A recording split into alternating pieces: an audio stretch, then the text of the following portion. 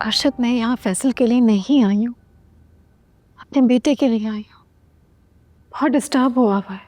जाहिर है सौतेली माँ उसका दुख नहीं बांट सकती जिस तरह से मैं उसका दुख बांट सकती हूँ। मैं आज चली जाऊंगी, बस मुझे सोया में दोबारा शिरकत करनी होगी। Thank you so much.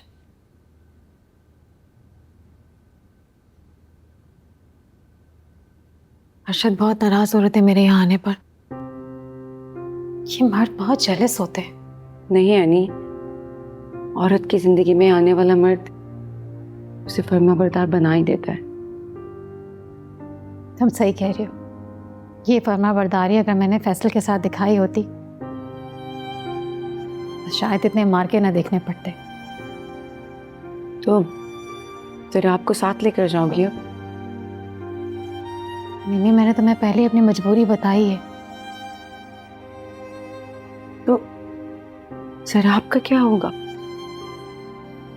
तुम अगर नहीं अनी, मैं उसे नहीं रख सकती हूँ। तुम उसकी माँ हो, मैं तो सौतेली माँ हूँ। तुम उसका दुख समझ सकती हो, बांट सकती हो, मैं नहीं। मिमी, वो मुझे कबूल करने को भी तो तैयार नहीं है। वो भी नाराज है, बच्चा है वो। वक्त गुजरने के साथ साथ समझ जाएगा, भूल जाएगा सब कुछ। वक्त गुजरने के साथ साथ मैं बूढ़ी हो जाऊंगी और वो जवान। जरा आपको जवान देखकर फिर से जवान हो जाओगी। तुम्हारे बुढ़ापे का सहारा बनेगा वो। ये बात तुम उस वक्त कह सकती थी जब मेरी अगर बेटी होती। दरियाब तो लड़का है, उसकी जिंदगी में जिस दिन दूसरी औरत आएगी ना, हो सकता है वो मुझे तन्हा कर दे,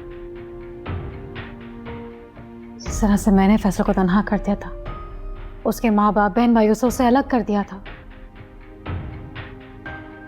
ऐसा ना हो एनी कि तुम कल को बहुत पछताओ जरा आपसे दूर होकर।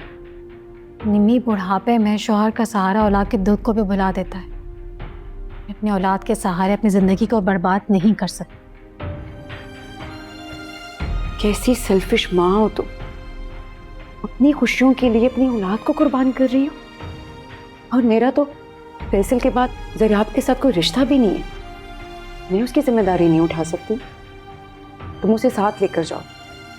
जब तुम्हें उस बच्चे का एहसास नहीं है तो मुझसे क्या एक्सपेक्ट कर रही हो?